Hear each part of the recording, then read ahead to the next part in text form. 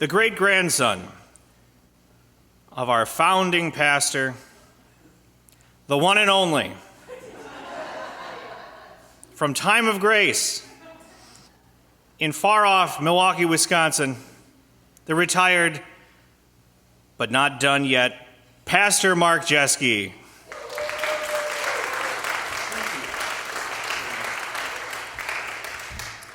Thank you, Pastor Marquardt. What a pleasure to be here. I love St. James for a couple of reasons. One, you just heard mentioned, my great-grandfather, in some ways, arguably, was your founder and lived in this neighborhood for quite a while before the seminary moved up to Mequon. Thiensville, they called it back in the day, but it's really Mequon. But I love it for another reason, too. Well, I love it for your gospel ministry, steady going forward, and it's really a treat to be here in your 100th year in this building, because I'm a church art and architecture fan, and I have collected literally thousands of slides on historic Milwaukee.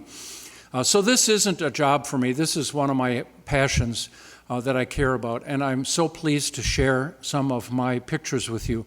I'm pretty sure I can guarantee some of the slides you'll see today exist nowhere else but in my computer, and I hope before I get slid off to a nursing home, when they put me on the gurney and roll me out the door to take me to my nursing home, I hope I have by then found somebody else to take this slide deck over so they don't all perish.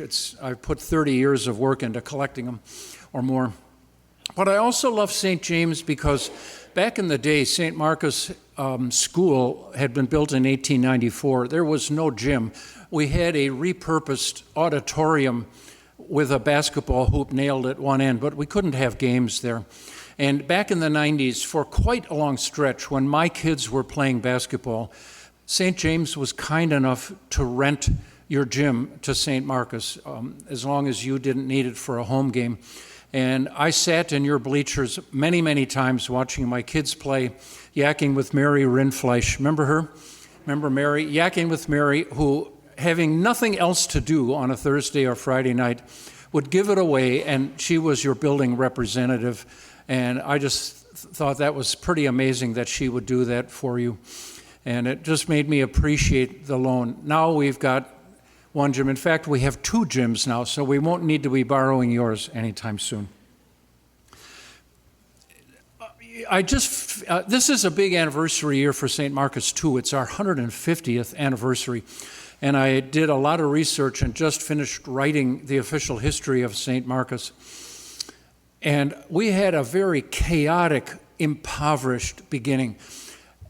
And as I was looking into your story a little bit, I just thought, St. James had a chaotic and impoverished beginning. I feel this real kinship. We were not capitalized, and you were not capitalized with a big wad of dough and came with a team to build something. The fact that this church is here at all is just a testimony to God's amazing grace. And it started with the Wisconsin Lutheran Seminary. You wouldn't exist without the seminary, and I want to tell you a little bit about that story. I'm not going to keep you more than an hour. In fact, I'm going to take my watch off right now so I can keep an eye on the time, because once I get rolling, who knows when I'll feel like quitting. So I'm gonna talk no more than 60 minutes. What I'm gonna do is I gave Eric the slides, and you will have them now for your own archive. And they also would be yours to borrow if you want to look at them again. Some of these I think are really extraordinary. I'm only going to talk to you about the founding. I'm going to pretty much wrap it up when we get into the late 20s.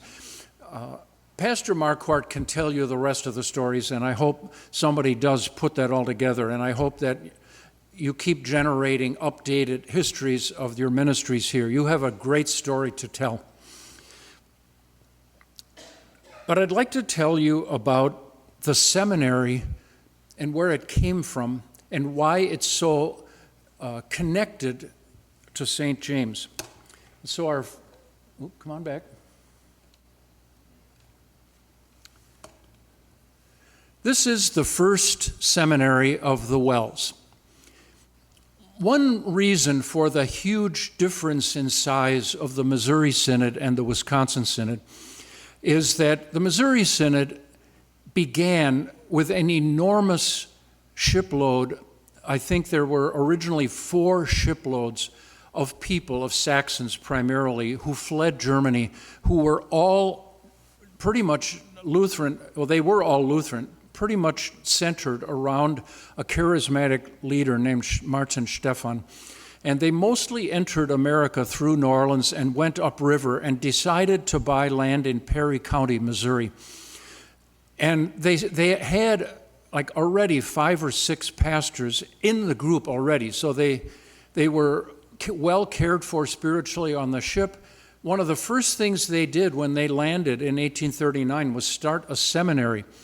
There was a Concordia Seminary in what is now St. Louis, existed 8 years before the Missouri Synod Constitution was signed. So they were producing pastors even before there was a Missouri Synod. They also had very strong leadership with a very healthy, good view of the Bible and staked out their turf, as we are not like the East Coast far left-wing liberal Lutherans. And they carved out their own identity right away. On top of that, a mission organization back in Germany gave them a second seminary. This is insane. They had 2 seminaries when the Wells had none. It was a guy named Löhe who sent the resources and men to plant a second seminary. So the Missouri Synod was pumping out graduates and could move into all these places where immigrants, already Lutheran, were moving in, looking for a place to worship. Whereas the Wells, founded in 1850, and the Missouri Synod also, one more thing, was a national organization. Their documents, founding documents, were signed in Chicago. They had people from Illinois, Wisconsin, Missouri, Michigan, Ohio, Indiana, and I said Illinois, plus Baltimore. So they were a national organization right out of the gate. The only thing the Wells had covered was Milwaukee County. That was a joke. You're supposed to grin at that. We had 3 congregations, one downtown on the east side, Grace, one in what was known as the township of Granville, Salem, on 107th and Fond du Lac. So we had the Granville Township covered, and then St. John's and Oak Creek, so the far south township in Milwaukee County. Those were the 3 pastors who signed the Wells Constitution in 1850. We didn't have a seminary for 13 years. We scrounged pastors wherever we could, begging the German mission societies to send people, interviewing traveling medicine salesmen. We had some of the most gosh-awful talent you could imagine, who soon proved either that they were out to just rip off congregations for money, or they were so incompetent. But we had no strength or money to build our own. It was not until 1863 that the very first seminary was started, and after much arguing, the Synod decided to do it in Watertown, Wisconsin, because they wanted to get away from the big city of Milwaukee and all its many temptations. Also, they were counting on the city of Watertown to give them $2,000 if they would plant it there. That partly came true. This is the Gardner House. It's on 4th Street in Watertown. Building is still there.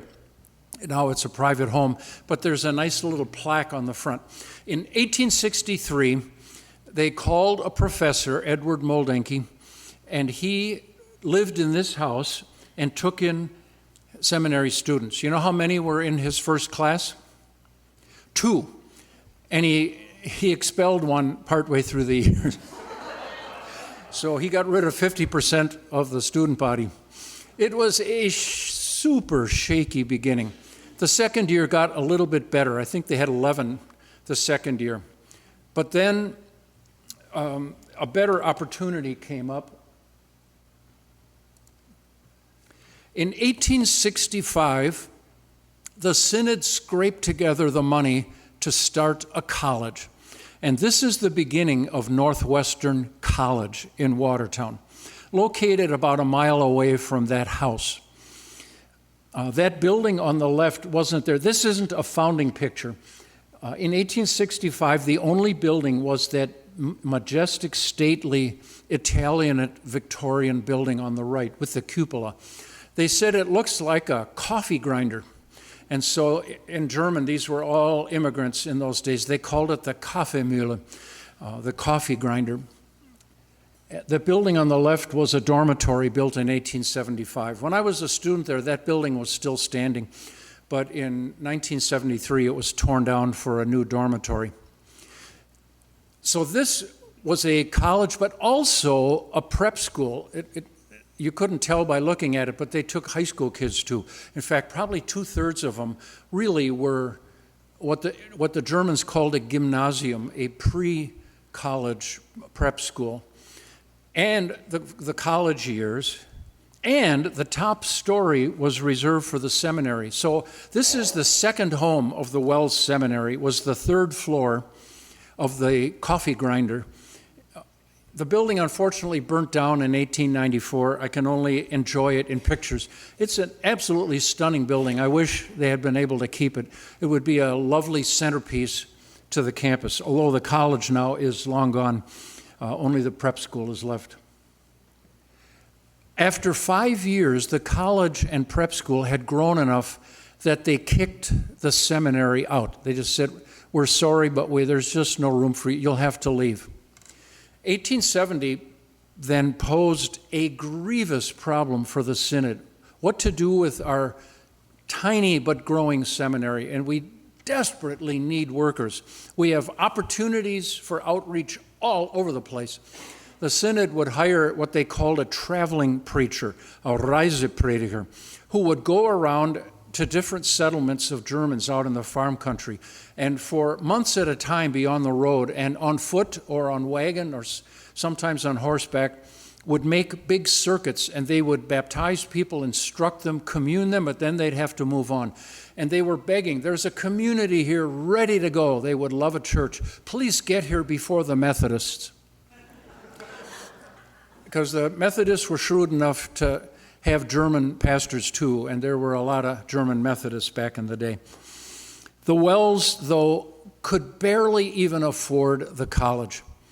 They were barely able to pay salaries. In fact, they frequently could not meet payroll in those early years.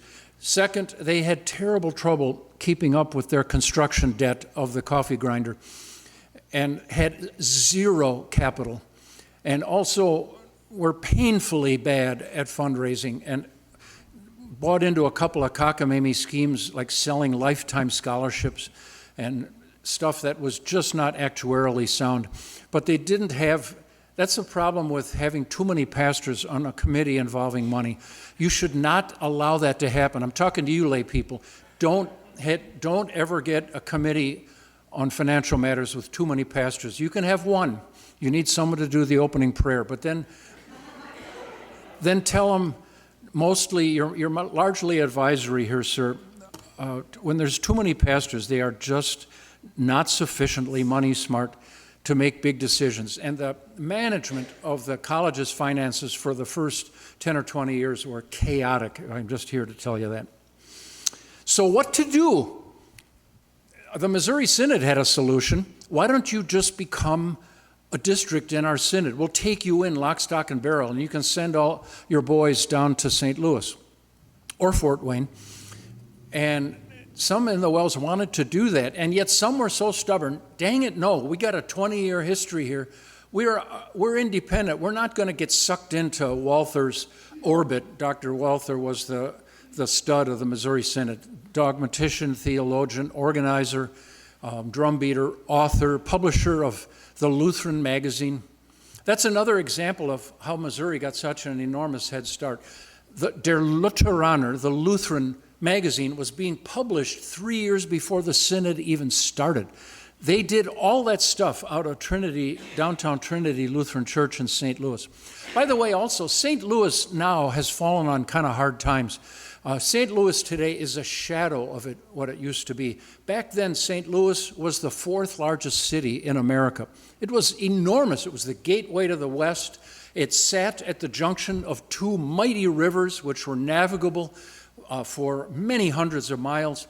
It was the center of commerce in the very middle of the country as it was exploding in growth. So St. Louis was a big city. It was the biggest city in the Midwest. Chicago outgrew it, but for quite a while, St. Louis was a metropolis when Milwaukee was just a cow town with dirt streets. So what the Wells decided on a compromise. We're going to send our boys to St. Louis, but we want them back. Of course, you can't stop them. If the Missouri Synod wanted to call them into their ministry, they could and would do that. Thankfully, they gave some of them back so we could get some of our grads. By the way, we're going to talk in a minute about your founding pastor, August Pieper. He was part of this deal to send the boys to St. Louis. So that's what they did. This is the old building, actually the old building, 2 buildings ago, of the Missouri Synod's seminary, Concordia Seminary in St. Louis. And for 8 long years, the Wells had no seminary at all and sent our young men to St. Louis, where they all could study under Dr. Walther. And the Pieper boys all went to St. Louis too. There were 4 of them in the ministry. By 1878, the Wells said, that's enough of this. And they had now managed to scrape a little money together, though not much. And I don't have any pictures of the next seminary because the buildings standing there now are really old, but I don't think they're old enough. In 1878, the Synod rented 2 houses a block away from my congregation, St. Marcus, on Hubbard and Garfield.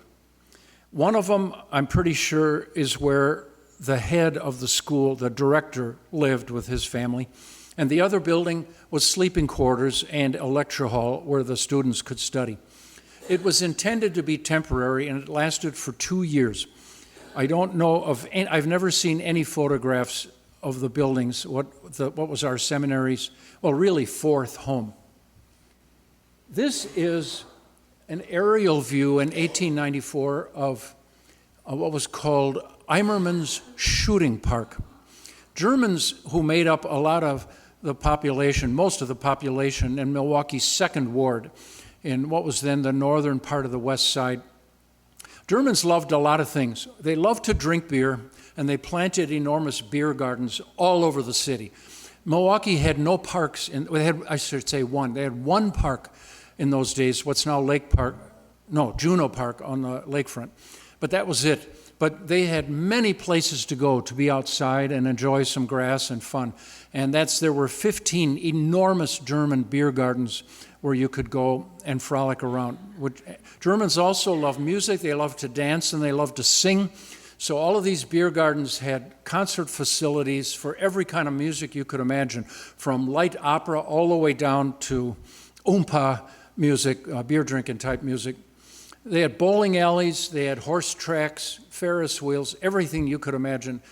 And all you had to do was just show up and just drink their beer, and Germans were happy to do that. Germans loved exercise, and they founded a dozen Turner halls around the city.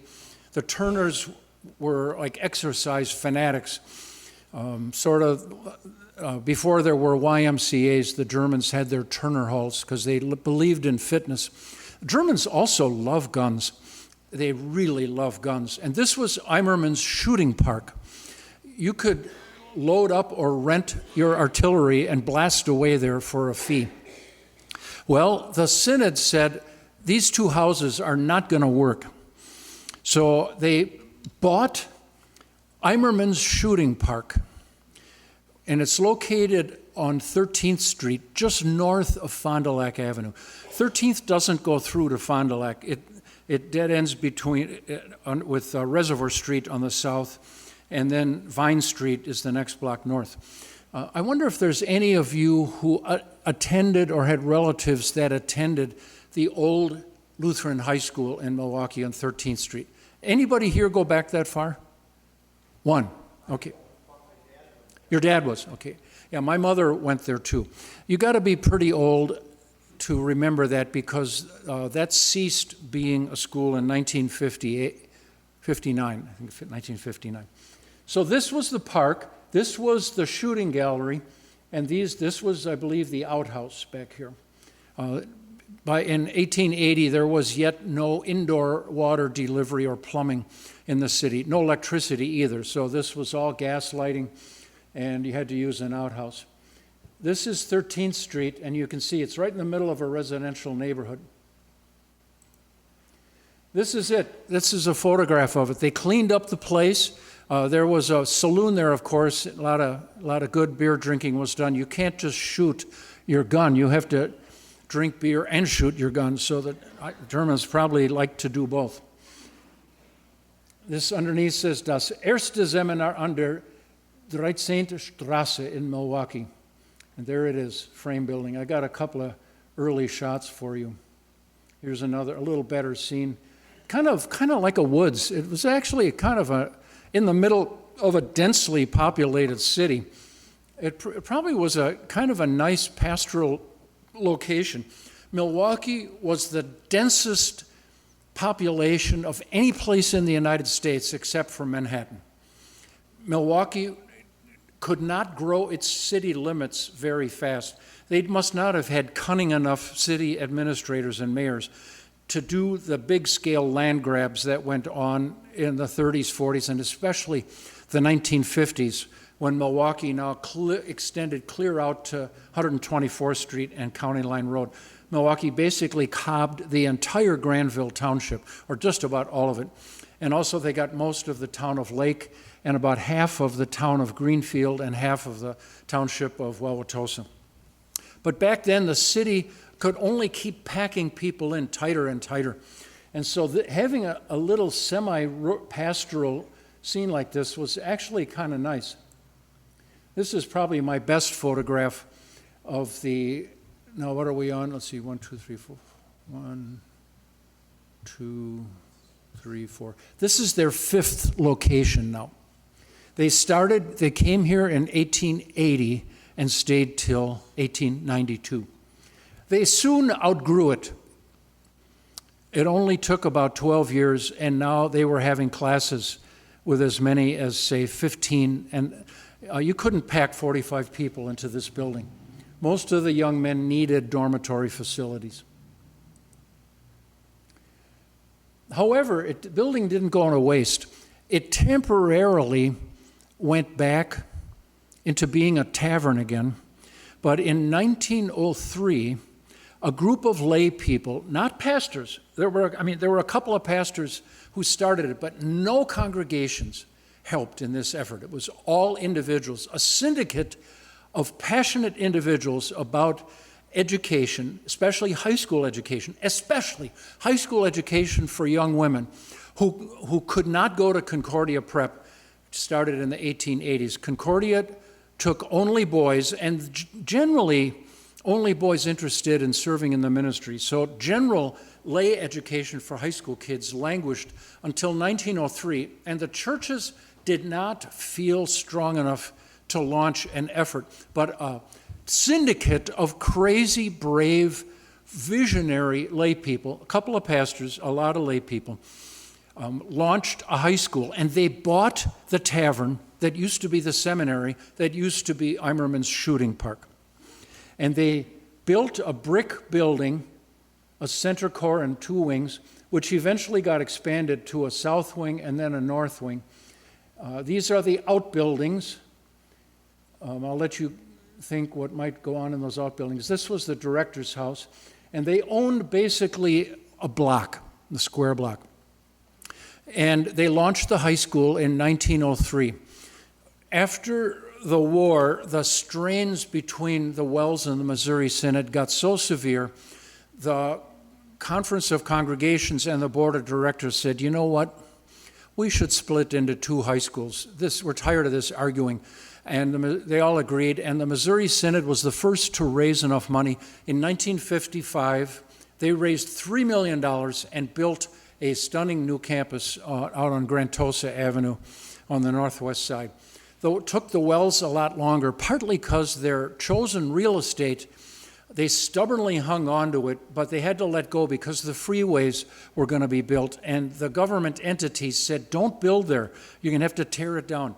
They wanted to build around Blue Mound, and the pathway of the freeways had not yet been made certain, and they thought it's very possible that the freeway is going to come right through, so you may not get a permit to build a high school there. We don't want to go through the shame of having to evict kids from their high school. You got to build somewhere else. So finally, after dinking around a while, the Wells bought a parcel on 84th Street, Glenview, and in 1959, their $2 million building was open for business. So that's so much for Eimerman's shooting park. Now let's go out in 1892. So the Synod thought, well, okay, this campus is way too small. Where should we go? By a happy meeting, which only could have been God, the Pabst Brewery was doing killer business. They were judged, in 1893, were judged to be America's finest beer. And so instead of calling themselves Pabst Beer, they decided to rebrand as Pabst Blue Ribbon Beer.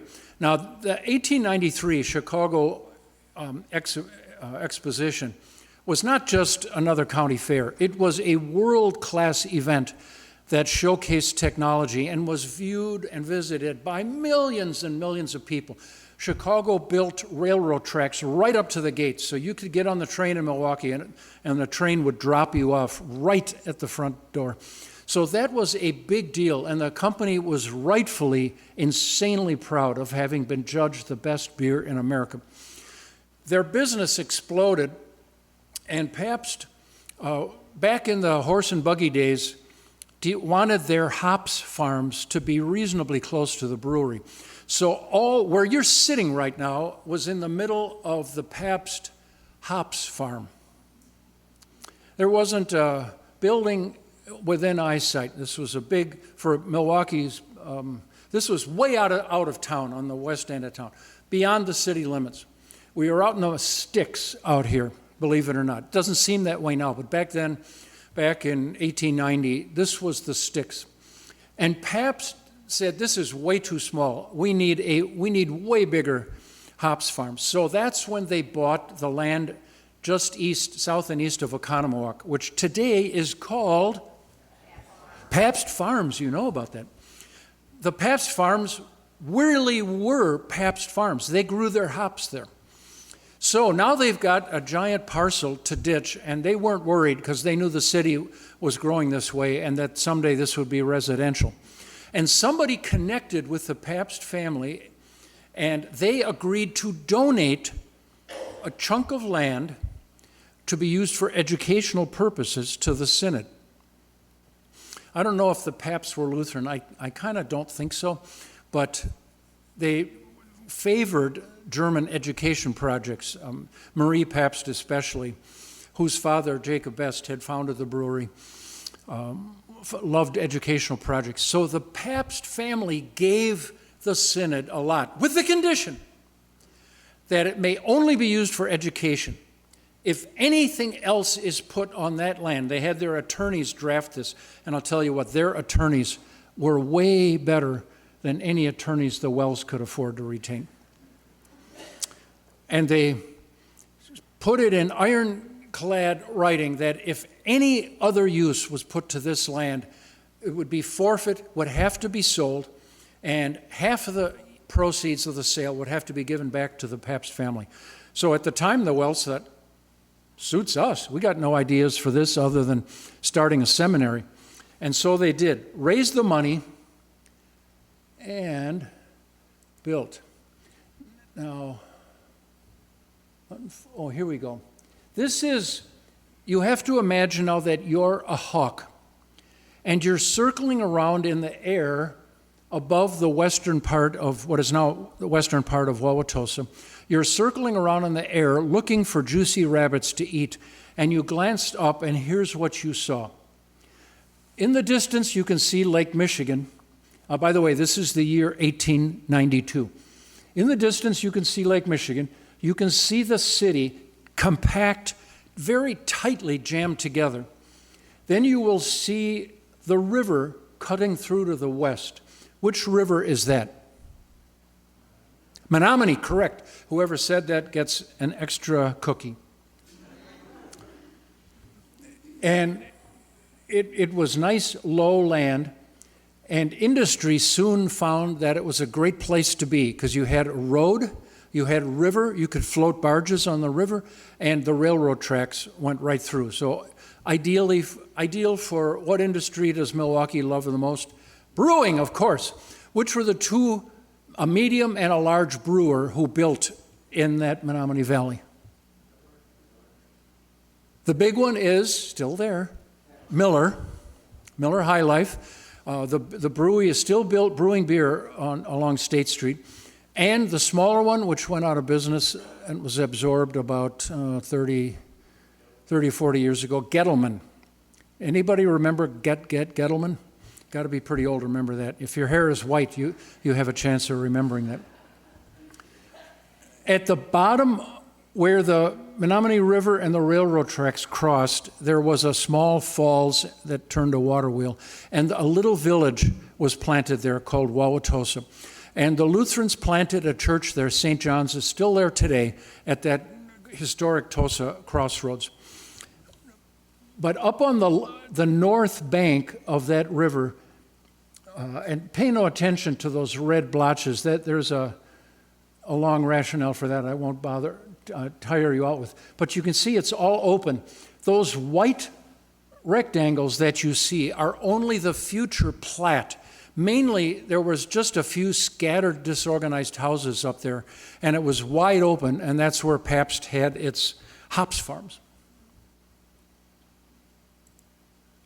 And what should we see in 1892, this brand new building? This is, let's see, right here. This is called Pabst Avenue, right here. And the street it's facing is called Spring Street. You can see there's nothing here, a few houses about 3 blocks away. But this building, which is the new Wells Seminary, I've lost track of how many, is this number 6? How many different stopping points we had. This is the Wells Seminary, the famous Wauwatosa Seminary, which finally now began to grow. And they were here from 1892 all the way till about 1930, when the Synod had bought a farm up in Mequon and built a building about 3 times as large and had 80 acres instead of just a block here. They had only this block. Notice it's all wide open. These buildings up here were the girls' industrial school. Girls who were impoverished or who were found themselves with a child with no dad to help pay the bills could go there and get some skills to be trained for the workforce. It's a county institution. Here was the seminary's building in 1892, and this is the first of the professorages, the professors' houses. There eventually were about 4 or 5 houses on the back of the lot. Notice it says Spring. Today this is known as 60th Street, correcto. And Pabst Avenue is now Lloyd Street. Alexander Lloyd was a Chicago land speculator who gave his name in my end of town where it joins the Milwaukee River. And so his name just got extended farther and farther west, eventually. But Tosa had various names. This was Pabst Avenue, and a little farther west it turned into Washington Avenue or Washington Boulevard. It's actually a very handsome building. It looks enormous, doesn't it? How many classrooms do you think they had in there? 2. The room with the big windows was an aula, they called it, a gathering space for chapel and larger addresses for the whole student body. 2 classrooms. The second floor wings on the left and right side were the dormitories. The attic is what they called the trunk room. See, nobody had suitcases back then. You didn't go back and forth where you're from very often because transportation was so much slower and hardly, no kids had their own horse here, and the automobile was still at least 10 or 15 years away from becoming in general use.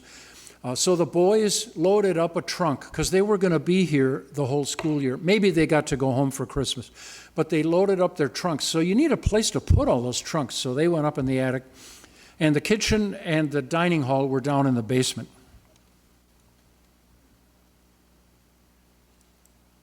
Here's another look. Kind of a nice building, isn't it? It's done in the Richardsonian Romanesque design with those round arched windows. 1892. Now we come to, you're wondering, okay, this is all very interesting, but I came here to hear about St. James. Enough of all this seminary talk. I want you to meet this guy. His name is Emil Schultz. He's the pastor of St. Andrew's Lutheran Church on the south side of Milwaukee. And it's the year 1916. The seminary has now been in place there for 24 years, and it's a long way to go to church. The boys had to take the streetcar if they wanted to go to church because there just was no transportation for them out there in the sticks. And it had been a dream to plant a Wells church closer. The Wells was in its last year of being only the state of Wisconsin, federated with the Lutherans in Michigan and Minnesota, at least the right of center Bible-believing branch of the Lutherans. The next year was going to see the federation become an outright merger, and the Michigan folks and the Minnesota folks, along with those in Nebraska and very soon those out in the Pacific Northwest, would all become part of one organization that then broke into 5 districts, or 6 districts. And that happened in 1917. So in 1916, the last year of the Wells functioning as, in toto, without having anything to do in those flanking states, decided that their mission board wanted to plant a church between Washington Park and the seminary. They wanted, first of all, a place where their boys could go to church more regularly, but also that they could be used as resources to help plant a congregation. And so, the next year, in 1917, this was called the Synod's Home Mission Board, but because it was made up of only people from southeastern Wisconsin, I think this was the Southeastern Wisconsin District Mission Board in one of their first ever actions to function as a district board. This is their chairman, Reverend Emil Schultz. He's a serious-looking man. You can tell from the stern look in his eye, there's no messing with him. He was pastor of St. Andrew's here in Milwaukee. This is one of his sidekicks. This is Herman Ebert. He was the pastor of Saron Lutheran. Saron is long since expired. They passed away as a congregation in 1977, and such members as were left migrated over to St. Paul's on 73rd and Burleigh. A third member of that mission board is this guy, and that is Herman Knuth. He was the pastor of Bethesda, a very large congregation, at least 1,000 members, on 11th and Chambers. Both of those buildings are still there, by the way. Saron is now occupied by a Pentecostal church, the Rehoboth Miracle Temple, and Bethesda on 11th and Chambers is now occupied by Corinth Baptist Church. Bethesda has long since moved out of the central city, already in, I think, somewhere around the early 60s, like 63 or 64. Bethesda was romancing far West Side congregations. Might even have romanced St. James, not sure about that. They wanted a merging partner. And most of the churches, they were still pretty big. They decided to bail before they got small. They said, we need to go now while we still have some heft and can do some building if we have to. You can argue with that rationale, but a lot of Lutherans were panicking. A lot of white people were panicking in the 60s. A term was invented back then called white flight, which is to some degree still going on today. And they romanced 3 different WELS churches, none of whom wanted to have this big wad of people from the central city come and move in and take over everything. Finally, they found a suitor, or they found a congregation who was warm to their advances. It was called Gloria Dei, Latin for the glory of God, on Capitol Drive. And they merged and built a new building on 94th and Capitol. And the 4th member of the mission board was this guy, August Bentler. He was the pastor of the huge St. Matthew's Church. At least it used to be. Well, it had maybe been bigger. Its decline had started. They didn't know it yet. They were located on 10th and Garfield. Right at the same time that Bethesda gave up on the inner city, St. Matthew's did too, thinking that the freeway was going to blow through their campus on 10th and Garfield. It turns out not, but they left anyway. They'd been wanting to move out for decades, and this became a great excuse. And they built their campus on 84th and Melvina. So they've been there ever since. But A.C. Bentler was a very famous, powerful guy. St. Matthew's was very big in those days, probably 2,000 members. If any of you ever visited Northwestern College when it still was in Watertown, or have ever been on the MLC campus today, you will see a concrete statue of an athlete. Any of you ever seen that statue?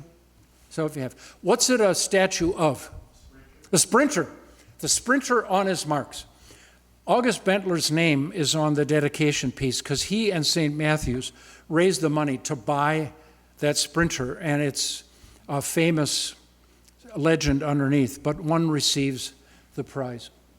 So they decided, we want a church between Washington Park and the seminary.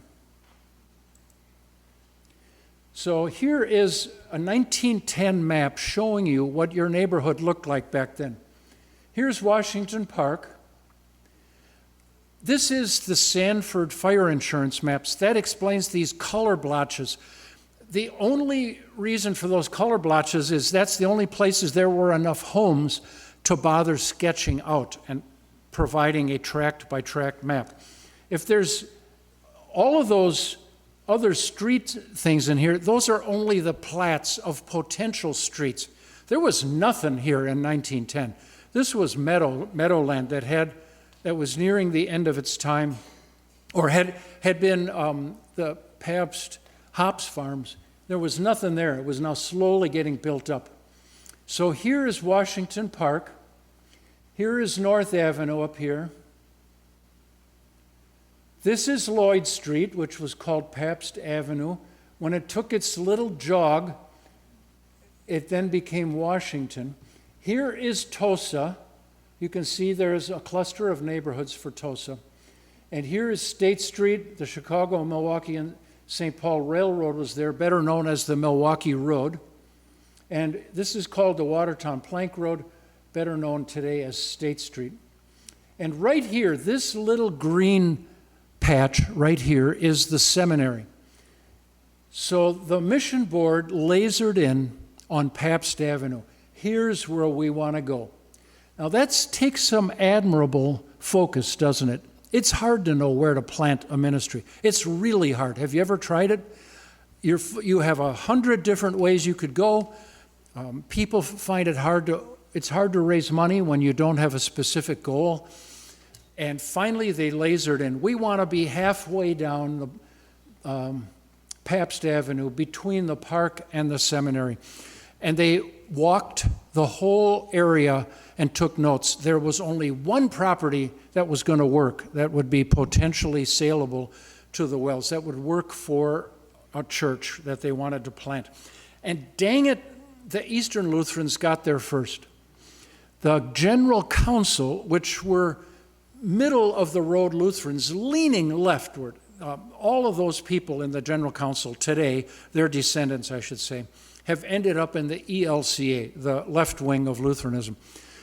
And they had for 2 years tried to get a mission church started on Pabst Avenue at 54th Street. And they had a little portable chapel there, and they called it, ta-da, St. James. That's where you got your name from the General Council. They picked it. They liked the ring of it. They liked the sound of it. But they were having trouble getting a fire lit. The wood was wet. And the Wells, now what I believe is District Mission Board, your history says Synod Mission Board, I think it was the District's Mission Board, approached them and bought it for a song, land and the Porta Chapel, and they called the guy that you saw, who was the chair of this committee. In case you forgot, I'll show it to you again. This is Reverend Emil Schultz. And arguably, this is your first pastor, because he began a Sunday school and services in the St. James Portable Chapel on 54th and Pabst, now 54th and Lloyd. And you're going to say, I don't see any church there now. Of course you don't. It was just a flimsy little chapel, and it's now all homes around there. And they got started. But after 2 years, he wasn't having any more luck than the General Council. And sadly, the mission board said, all right, we gave it our best shot. One of the strategies is blame it on God. God just didn't want a Lutheran church on this spot. Or, if you're privately whispering, Pastor Schultz is not much of a missionary. Or, he might have been only looking for Germans. This is 1917. America is pivoting away from its immigrant obsessions. And even the Wells is beginning to dawn on the Wells, hey, you know what? We got to stop fighting English. We got to start having English Sunday schools and English services. And it may be that he just was not perceived as fluent enough in English to be a good organizer in a brand new community. There are limits, to how many German immigrants you can scare up. And the Wells today is still dealing with the blowback of the dilemma, what happens when you run out of Germans? Can you still have a church? I leave you with that thought to ponder. So the mission board decided to sell the property back to the General Council, and they actually got the contracts all in order and sold it, and they had a closing date some months in the future. I'm not sure why they didn't close immediately, but they set a closing date. But guess who was really unhappy about giving up on the St. James mission? This is the faculty of the Wauwatosa Seminary in 1917. Actually, now it's 1919. I said 2 years went by. In 1919, the second guy from the left is Professor Johann Kahler, J.P. Kahler, and he was the president. He never was too explicitly involved with the St. James mission. But the other three guys sure were. On the left is Professor William Henkel. He became, when Pastor Schultz left and went to another congregation to serve, he was one of the regular roster of worship leaders and speakers who helped keep the services going. The third guy, Professor John Meyer, better known as Nixie, the legendary Nixie Meyer. They called him Nixie because the Latin word for snow is nix, N-I-X. So because he was sort of albino, racially, I don't know if is that a right word, racially, or his physiognomy was that he had snow white hair his whole life. He had snow white hair not because he was old, but because he was white-haired from his whole life. So they called him Snowtop, Nixie. And he was legendary at the Sem. One day going to become the president. He served until he was in his 90s. I actually got a look at him when I was a boy, and my dad took me to the seminary in 1963 for the dedication of a new wing of the dorms. And Nixie was there, my one and only time I ever saw him. He died the next year. He had given a sermon that Sunday, and by midweek he was dead. So God gave him a super long life. He was teaching into his 90s. There were a couple of people at the seminary who simply did not know the meaning of the word retire. He was a teaching machine, and people adored him. He had a gentle personality, was wise beyond belief, and was very scriptural without being a jerk about it. That's one problem people had with Walther down in St. Louis. He had kind of an edge to his tone when he wrote, and he ticked off some people who just thought, well, you make some good points, but you got to be such a jerk about it. I don't want to join your organization. You're just too harsh.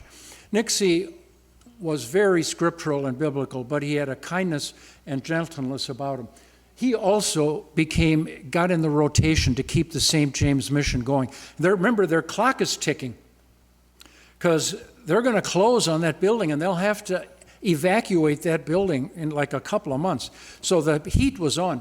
The guy on the right, this is my great-grandfather, August Pieper, by the way, whose brother was one of those guys I was telling you about a half an hour ago, of Wells people who the Missouri Synod cobbed onto and kept instead of giving back as they should have. His brother Franz became the understudy to C.F.W. Walther, became his proofreader for all his Greek and Hebrew writings, which was a tedious job, and became his dogmatics follow-up. So when Walther aged out and retired, they slid Franz Pieper right in. He had the tiniest possible parish ministry experience. He went right into teaching and basically became Walther Volume 2 for the Missouri Synod and was president of Concordia Seminary and for stretches president of the Synod.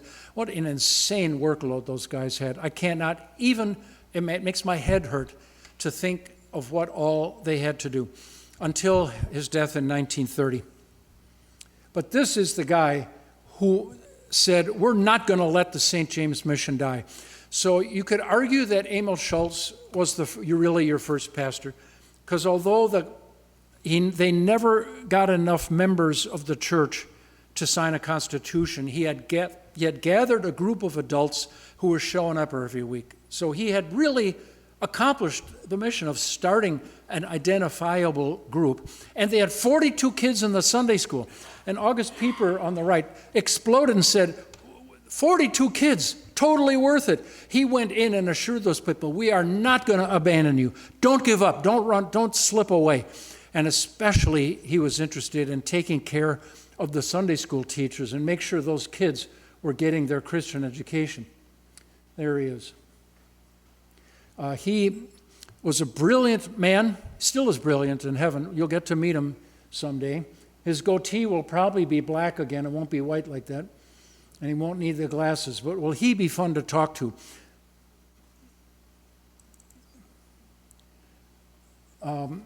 Here's what they did. They persuaded the mission board to reinvest. They got a little bit of capital. They found another porta chapel on the south side that went by the name of St. Timothy's. They bought this porta chapel and put it on dollies and rolled it across the valley up to the north side. And the seminary said, you can plop it down. Remember when I said, look at that little triangle above the seminary building? They said, you can plop it down here. And so they now had the St. Timothy Chapel, but they by now were used to using their name St. James. So they renamed it the St. James Chapel. And now they had a chapel on the seminary campus. Everything was just perfect now. And they, in 1917, I keep jumping back to that. This is from 1919 to 1921 is how long the seminary faculty had to lead the congregation. They would use SEM students as like evangelists in the neighborhood doing canvassing, but the SEM faculty, occasionally with some student sermons, had to lead worship each week. So that faculty was heavily involved in keeping you alive to be able to get you here today. And by 1921, they had gotten a chapel plunked onto the seminary campus, and they called an actual pastor. The SEM professor said, we can't keep doing this anymore. You don't need just somebody to show up on Sunday morning. Pastor Marquardt was hinting today that he might be active in doing some work for you during the week. If I was catching his sermon right, he said he's actually working for you during the week. The SEM profs made the same argument. We're teaching all week. We can do worship for you and maybe chair a few meetings or lead some meetings, but you need a real pastor who will invest in people and get to know them and build a following. So they got a seminary grad. One of the earliest charter members of St. James, when they finally signed their charter in 1921, was one of their few members, but solid as a rock, was their musician. He was a professor named Christian. You English speakers would say Voss, but we're going to use his German pronunciation today, Voss. It's like, why are you making such a fuss over this? That's how the Germans said Voss. And his son was a bright young man, and Christian Voss said, how about my son? And they thought, why not your son? Now here's I have a mystery, I have a puzzle, a St. James puzzle for you. And I'm going to put you all to work on this puzzle, because I don't know the answer.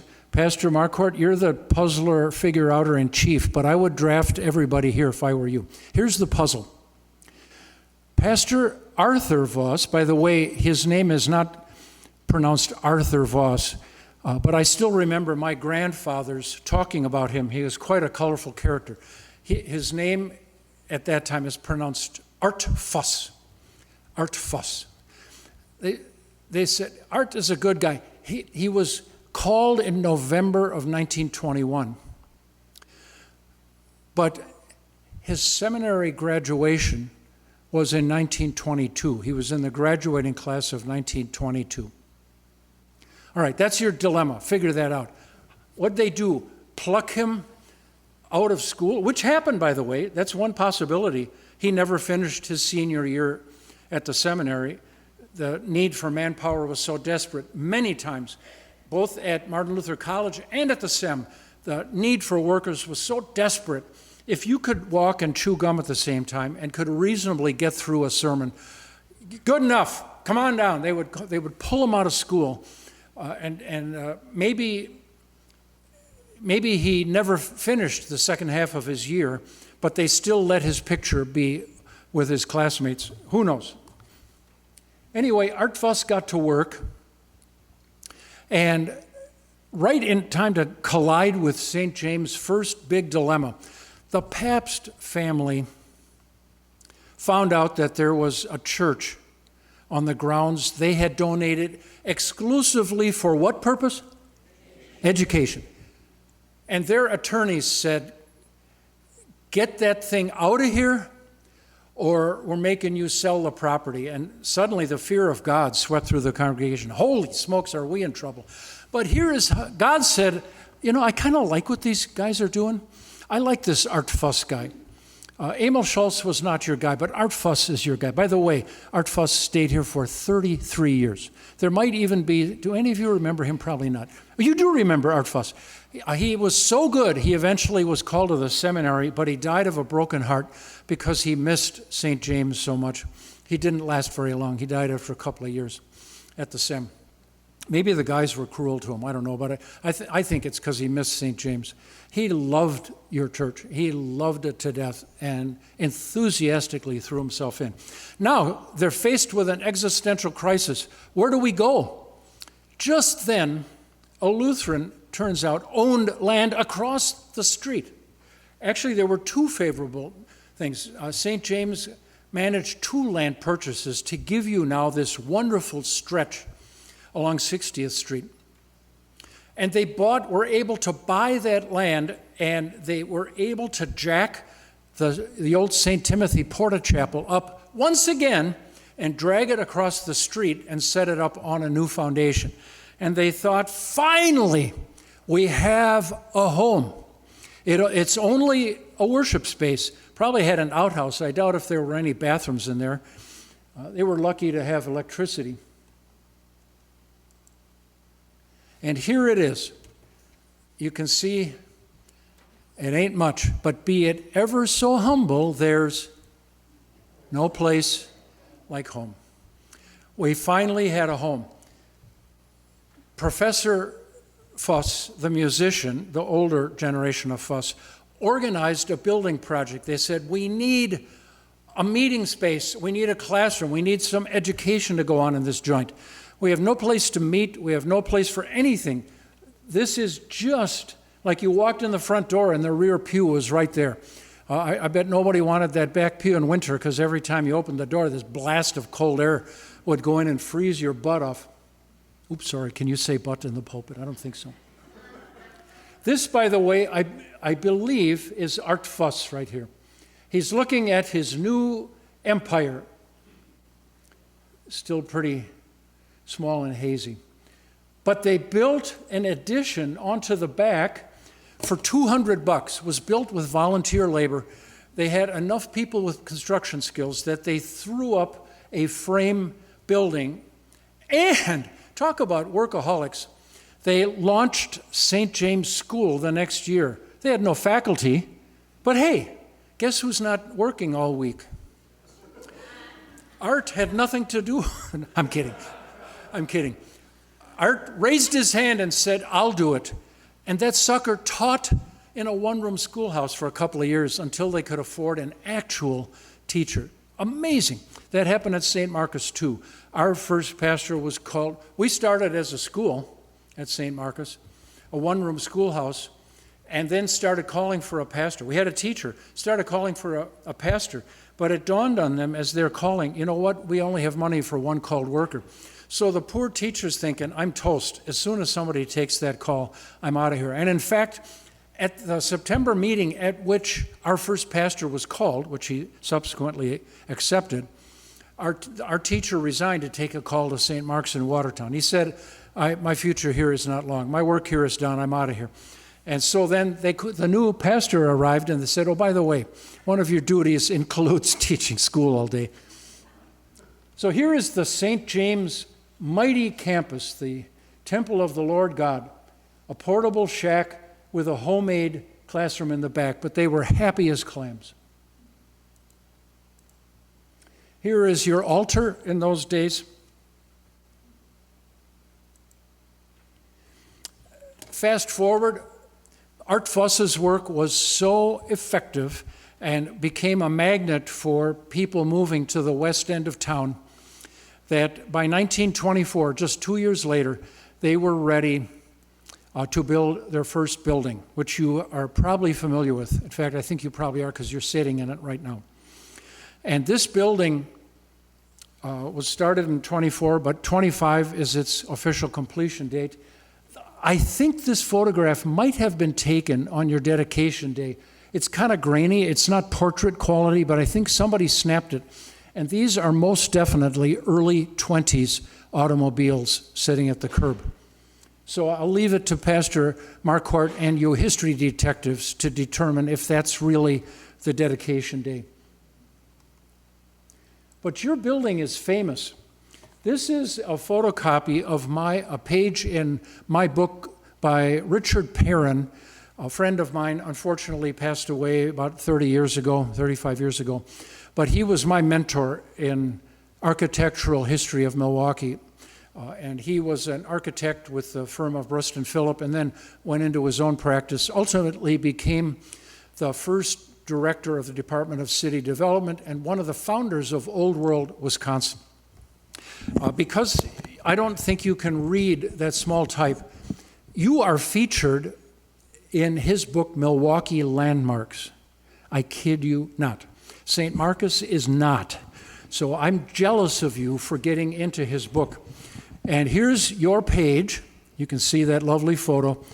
While most of the best work of the Gothic revival followed stylistic mainstreams, there were a few exceptions. Notable among these was the work of Ernest Flagg, F-L-A-G-G, who was a New York architect of construction. Prompted him to undertake an innovative system of modular planning and monolithic masonry. Monolithic means all one piece, like a cast masonry construction, much of which could be undertaken on a do-it-yourself basis.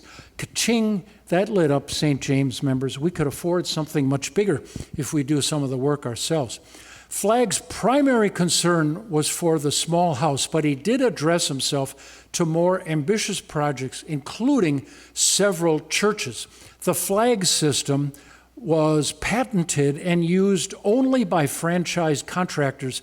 In Milwaukee, it was Arnold F. Meyer who built a number of delightful small houses, mostly in the suburbs, and one church, St. James Lutheran, on North 60th Street. The walls of this church are massive, but the stones, which are irregular and normally used for paving, were tilted up on edge, literally to proclaim that they're being a veneer. It's not solid stone. They're tipped up on their side. So if you study your stonework out there, you don't see horizontal stones. You will see them tipped up. The flatter side of the stones was laid flush against the outside wood form, and then 20 inches of concrete were poured in the back. No mortar was placed between the stones as they were laid in the forms, but put into like dry tesserae in a mosaic. They were put in dry. Later, mortar mixed with fine chips of stone were forced into the joints between the stones. So they weren't mortared in on the sides. The mortar was added later. Isn't that pretty cool? Did you know that about your church? You're famous in Milwaukee architectural books. One or two more stories, and then I'll wrap it up. This is all very well and good, but they had to sing a cappella. Every Lutheran church needs an organ. What do you think God would do? He said, man, there's a flock of my people there, and they need to sing. I got to get them an organ, but they can't afford the full price and to buy one new. Ha! I got an idea. There's a synagogue that is merging. The old Emmanuel Synagogue was on 10th and Kilburn, facing the courthouse. It might be right where the freeway comes through now.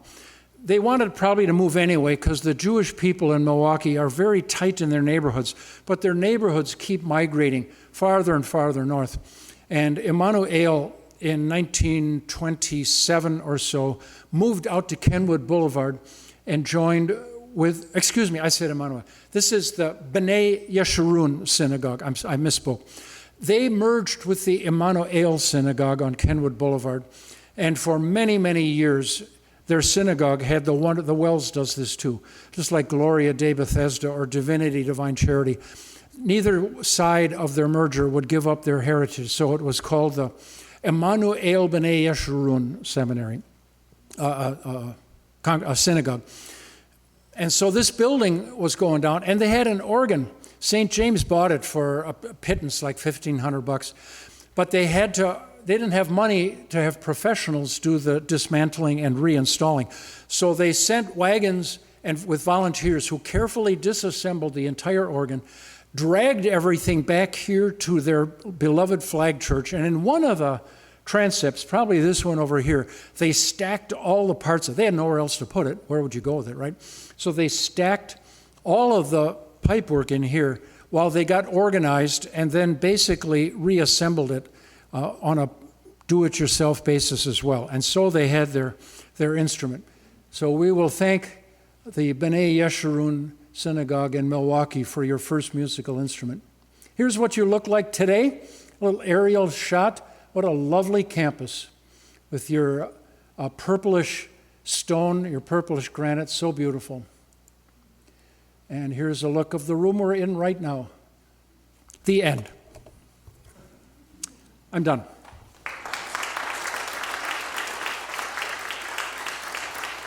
Not too bad. 65 minutes. I'm only 5 over. Thank you all.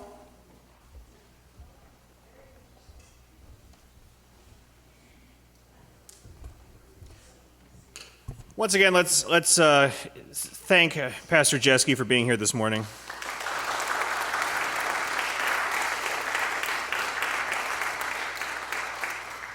I asked if what his regular fee was, and he insisted that he not be paid anything, but he requested to borrow one of our history books, which he has now returned, if you can believe that. We look forward to having him join us again in 2 weeks as we celebrate 100 years of ministry in this building, which he just told us all about. He will serve as one of the lectors for that service, and it's just cool to think that the great-grandson of our official founding pastor is back here once again. So God's blessings on the rest of your morning, and we'll see you in 2 weeks, but also next Sunday or whatever day I do see you.